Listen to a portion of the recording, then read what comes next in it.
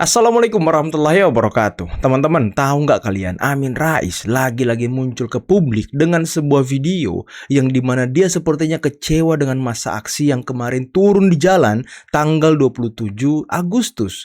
Tapi kira-kira kenapa Amin Rais kecewa? Apakah dia berusaha untuk menunggangi aksi kemarin?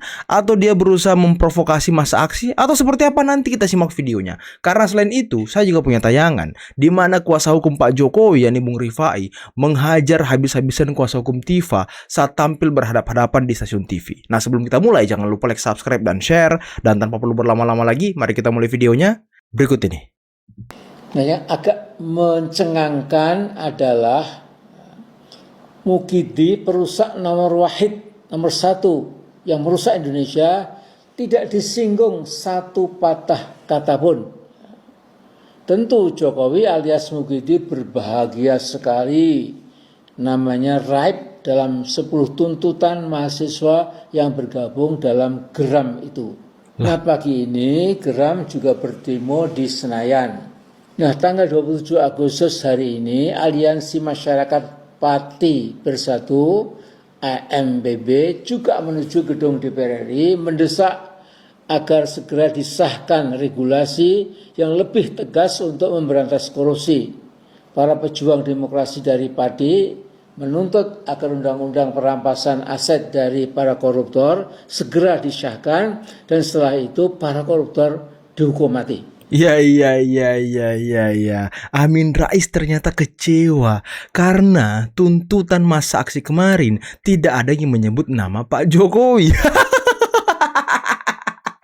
Itu artinya massa aksi yang turun tidak peduli dengan framing-framing jahat dan juga negatif yang kalian sebarkan, Amin Rais, utamanya terkait dengan isu ijazah, isu korupsi, dan lain sebagainya. Orang gak percaya karena apa? Karena kalian tidak punya bukti apapun. Dan tadi Amin Rais menyinggung soal perampasan aset. Lupa kali kawan ini, ya kan? Lupa kali kawan ini. Kalau presiden yang pertama kali mendesak agar RUU ini disahkan, itu siapa, Amin? Siapa? Pak Jokowi. Mungkin Anda sudah pikun, ya kan? Jadi saya ingatkan kembali nih. Dan tadi Anda mengatakan masyarakat Pati ini, AMPB ini adalah pejuang demokrasi karena mendorong agar RUU perampasan aset disahkan. Loh, gimana nggak luar biasanya Pak Jokowi? Gimana nggak bapak demokrasinya Pak Jokowi? Sedangkan beliau yang mendorong pertama kali RUU ini. Gimana nih Amin Rais? Anda harusnya fair.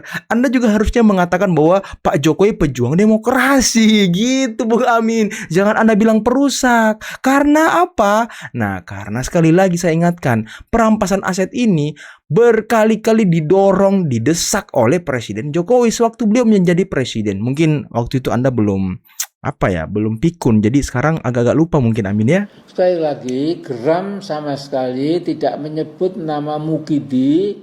Menurut saya menjadikan 10 tuntutan itu menjadi tumpul, bujel, sama sekali tidak tajam. Nah, masukan saya, para aktivis mahasiswa yang bergabung dalam Geram itu dengan tidak menyebut nama Mukidi sama sekali menyebabkan seperti berat sebelah. Jadi what is going on really? Jadi ini apa yang terjadi? Saya tidak paham. Saya memberikan apresiasi tinggi pada Geram yang geram pada kondisi bangsa dewasa ini. Jadi nyalakan terus bara dan api semangat perjuangan mahasiswa Indonesia. Mahasiswa Indonesia tidak boleh lupa bahwa mahasiswa memiliki moral force, kekuatan moral yang lebih kuat dibandingkan dengan political force, kekuatan politik yang cenderung pasti pragmatis. Nah, kalau dimungkinkan yang perlu didemo habis-habisan sesungguhnya juga Istana Presiden. Selama ini menurut saya Prabowo tidak jelas posisinya dalam menghadapi korupsi karena hanya omon-omon.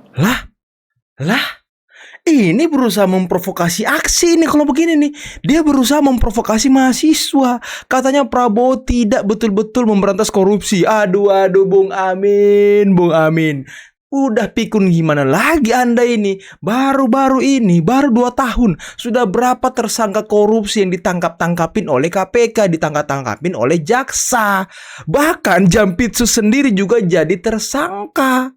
Bukankah itu sebuah aksi nyata dari seorang Presiden Prabowo untuk memberantas korupsi? Hah? Tidak pandang bulu loh Prabowo ini.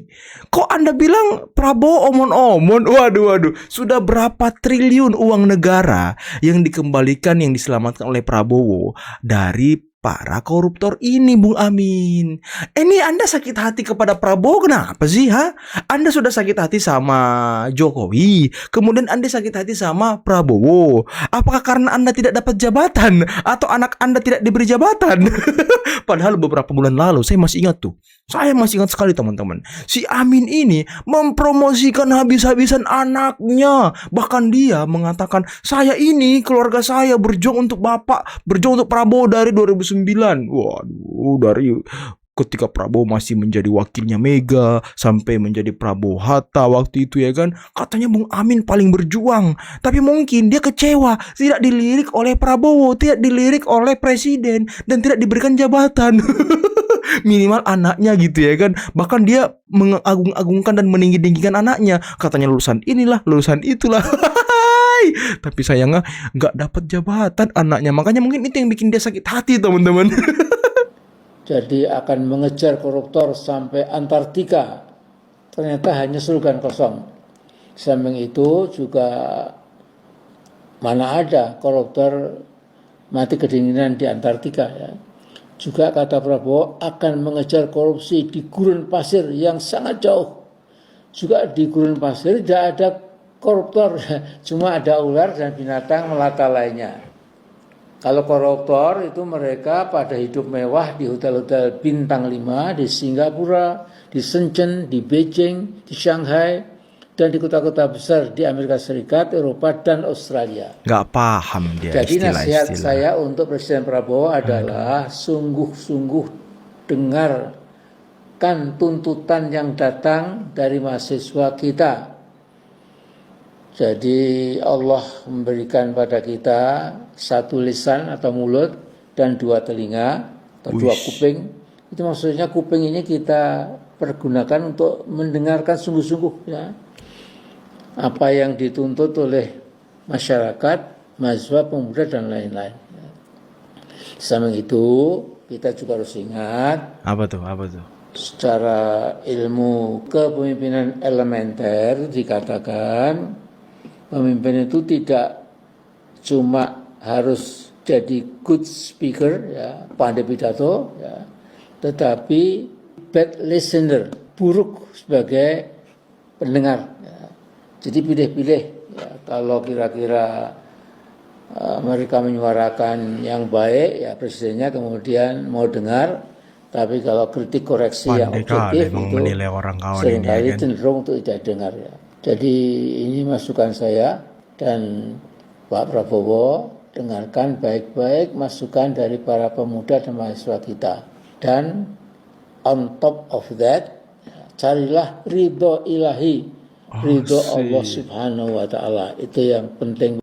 Asik, Bung Amin. Tapi gimana menurut Bung Amin ini?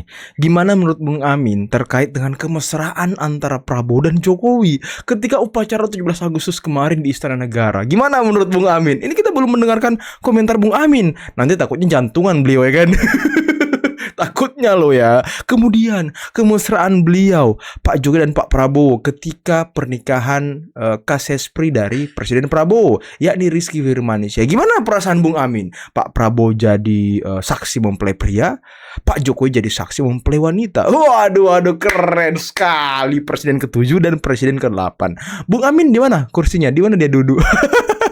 Apakah dia diundang ketika upacara? Enggak juga teman-teman. Kayaknya saya nggak tahu apakah diundang atau gimana. Tapi biasanya dia hadir sih. Waktu sidang MPR tahun kemarin kan dia hadir. Cuman dicuekin waktu itu. Nggak ada yang menyapa. Kasihan sekali Bung Amin.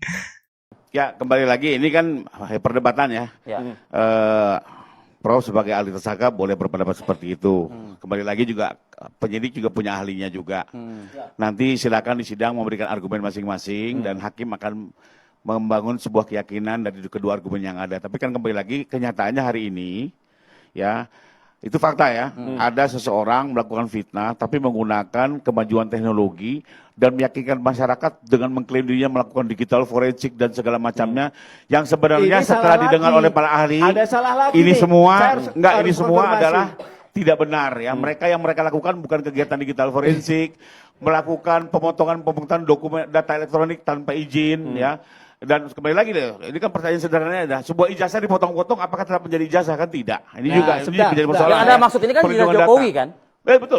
Iya, tapi kan source-nya kan bukan dari Pak Jokowi, source-nya kan dari seseorang yang mengunggah pertama kali. Yuk, kan kembali lagi yang di dalamnya data siapa? Sebentar, Iya saya dong, mau tanya. kembali Itu Gitu yang Anda kan? maksud di data owner tadi itu? Iya ada data owner, data uploader itu istilah umum lah dalam dunia IT gitu betul. ya. Dan itu pertanggungjawabannya masing-masing, Oke, nggak baik, bisa digebyah-uyah. Nah tapi kembali lagi, ini kan ada satu yang menarik adalah faktanya masyarakat terhipnotis dengan fitnah itu, dengan Betul. atraksi-atraksi yang dilakukan. Itu ini, asumsi. ini sedang dilakukan diuji dan kenyataannya ya kami sebagai pelapor ya, penyidik merasa pasal ini bisa diterapkan.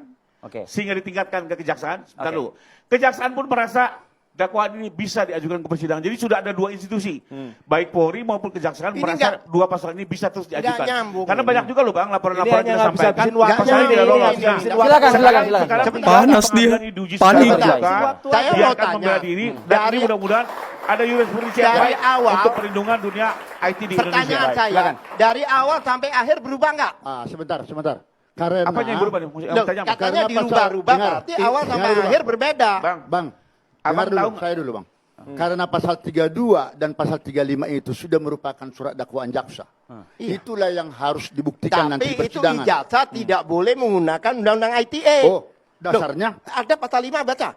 Pasal 5 ayat 2 baca sekarang. Nyatanya Loh, tadi udah ini beda, sudah beda pandangan. nyatanya Ada masalah kata Prof. itu Gimana sih? pendapatmu. Di satu meja beda pendapat. Saya bilang Nah, benar ini bukan udah begini. saya sebentar. Ini kan Kecuali bukan itu. dokumen yang diproduk Panik oleh Alkatiri negara, loh. Panik tidak dia. tunduk undang-undang ITE, itu undang-undangnya sendiri yang bicara. Tapi di dalam surat dakwaan kan itu sudah Lah, ada. ya, keliru. Ya, Loh, itu nanti Loh, urusan makanya nanti. itu kami Buktikan koreksi. keliru. Itulah salah satu. Keliru kenapa kami katanya, ya kan? Itu jawabannya. Oke. Karena Sudah dokumen dijawab yang di prapernya seperti Pak apa Roy. contohnya? Ditepis kok itu argumentasi. Ijazah, Di perawanan surat Anpang nikah, juga ditepis kan? paspor, KTP, itu diatur oleh undang-undang sendiri. Itu tidak tunduk. Itu undang-undang yang ngomong kayak rokok ya. Rokok berbahaya, ngomong Iya, rokok. itu menurut Tolong Bapak, dibaca ya.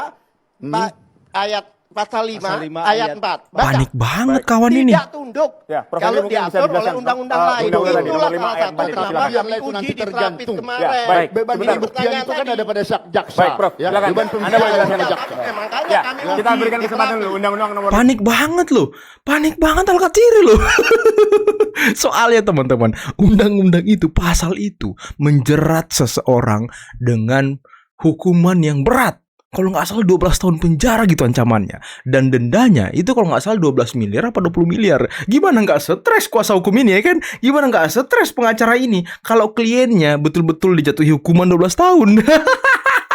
Dan ingat, di persidangan Tifa ini kan ada nota perlawanan, ada eksepsi. Nah, tapi tidak ada lagi putusan sela. Tidak ada lagi putusan selanya teman-teman. Jadi putusan selanya itu nanti di ujung, nanti bersamaan dengan putusan vonis dari hakim. Makanya stres dia. Stres udah nggak bisa menang lagi. Eksepsi udah nggak bisa. Udah tidak ada jalan lagi menang eksepsi. Udah tidak ada itu teman-teman. Makanya sekarang dia sibuk sekali mencarikan jalan keluar untuk kliennya. Waduh. Kasihan sekali. Dan yang duduk di sampingnya Alkatiri itu adalah ahli dari para terdakwa ini ya. Pantas saja mereka membela mati-matian ya kan. Katanya pasal itu nggak bisa diterapkan. Pasal itu begini, pasal itu begini. Waduh, ngeri kali kawan ini. Pasal 5 itu kan mengenai bahwa informasi elektronik itu adalah bukti hukum. Dia menyebutkan tentang bukti hukum, tapi itu tidak berlaku di pasal 4 itu. Ngeri kali, Prof kalau ini kan.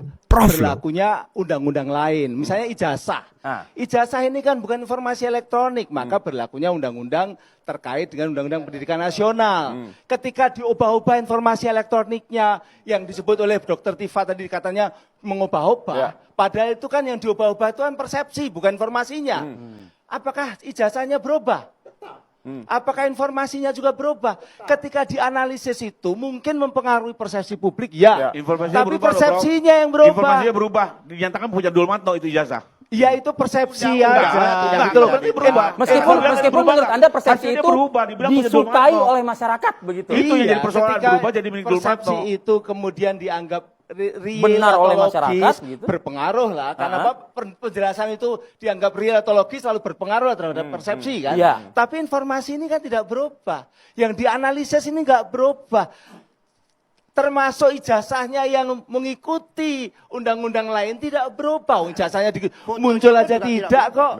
Gitu loh. Jadi ini sekali lagi jangan Waktu habis, menggunakan Prof. pasal Ya, sedikit 32. Yang Saya jelas, katakan Prof. jaksa salah Oke. kalau pakai pasal 32. Jaksa Nanti salah ya kita kan. beradu nanti di persidangan, Prof. Henry. Harusnya tahu Betul. bahwa Jaksa Agung sudah Ya. tanda Baik, tangan. baik. Yang jelas gitu loh. Ya, jadi yang diskusi jelas kita di- tadi sudah saya katakan ya, beban pembuktian itu kan Oke. ada sama jaksa Baik. untuk membuktikan kesalahan si terdakwa. Ya. Sedangkan terdakwa ini keterangannya hanya berlaku bagi dirinya sendiri seperti diatur dalam pasal 240 ayat 3 Oke. Baik. Undang-Undang KUHP yang Ya, baru. Oke. Jadi gini, Nah, waktu kita sudah makanya terbatas, kita sudah bahas habis. tentang Jadi itu diskusi sekarang kita, ini. Katakan, betul. walaupun Diskusi kita, benar waktu pendapatnya kita sudah habis, si Prof. Jadi Tifa diskusi atau- malam ini bukan penghakiman, Vi. Ya, Ini ya, bukan ya, pengadilan. ya, ya, Jadi ya. kita tidak bisa kubusin yang benar atau kubusin Ya, yang benar. betul. Biar semua punya persepsi, semua punya pendapatnya masing-masing. Nanti tetap hakim yang akan memutuskan. Tetap Jadi hakim yang serunya diskusi menentukan. kami Betul. malam ini ya. Betul. Mudah-mudahan ini juga nanti akan bisa dibuka secara gamblang Ya. nanti. Waduh,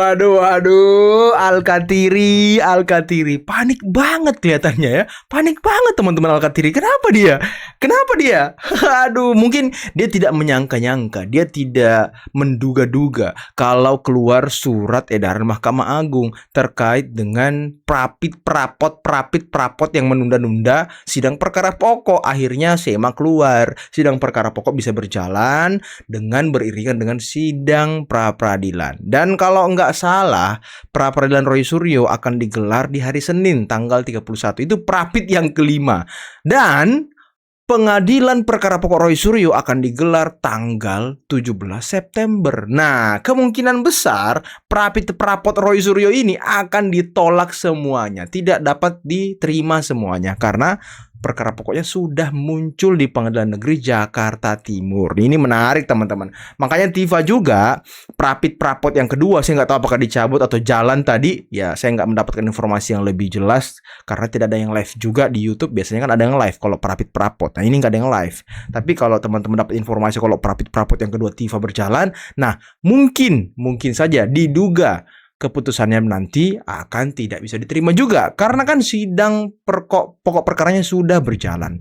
Dan saya mau menginformasikan kepada teman-teman semua bahwa rekan-rekan kita dari YouTube Nusantara sekarang sedang berada di Flores. Nah, ini saya punya gambarnya sebentar. Ini untuk sebagai apa ya? Sebagai pertanggungjawaban kami yang kemarin sempat meminta dan mengumpulkan donasi dari rekan-rekan semua untuk korban saudara-saudara kita bencana NTT, gempa bumi yang ada di NTT. Dan ini mobil truk yang membawa logistik dari YTN dan juga Netizen Nusantara yang kemudian akan dibagikan ke beberapa posko pengungsian. Nah, malam ini di waktu tanggal 28 pukul 7 malam itu teman-teman sedang mendistribusikan, memberikan bantuan ini kepada masyarakat. Nah, ini sebagai pertanggungjawaban kami teman-teman ya. Dan tadi di kanal postingan YouTube saya juga sudah mengupload fotonya. Dan saya ingin mengucapkan banyak sekali terima kasih kepada kalian yang sudah menyalurkan sedikit hartanya untuk meringankan beban saudara-saudara kita yang ada di Flores, Nusa Tenggara Timur. Semoga bermanfaat dan ini semoga menjadi amal jariah bagi kita semua yang ikut berdonasi. Dan tidak henti-hentinya kita mendoakan saudara-saudara kita yang ada di Flores, teruntuk juga tim dari YTN, semoga mereka selalu sehat karena saya mendapatkan kabar tadi sore di sana kondisinya sangat dingin dan lokasinya di perbukitan teman-teman. Dan jalan untuk menuju ke lokasi posko pengungsian itu agak sulit karena ada beberapa jalan yang putus. Jadi truk-truk itu terhambat, makanya ada beberapa logistik yang akhirnya dipindahkan ke mobil-mobil kecil. Bukan mobil kecil tapi mobil ya bukan truk lah, mobil biasa lah. Nah, dipindahkan kemudian mobil itu yang kemudian masuk ke dalam untuk menyalurkan dan didistribusikan bantuannya. Jadi sekali lagi saya Bendahara YouTube Nusantara mengucapkan banyak sekali terima kasih kepada kalian. Semoga ini masih bisa kita eratkan hubungan kita, dan semoga kedepannya ketika ada saudara-saudara kita yang juga ikut membutuhkan, kita bisa membuka donasi lagi ke depannya teman-teman, bukan sekarang ya. Dan semoga rezeki kalian selalu dilimpahkan oleh Yang Maha Kuasa dan dimudahkan segala urusannya. Akhir kata, billahi taufiq wal hidayah. Assalamualaikum warahmatullahi wabarakatuh. Bye bye.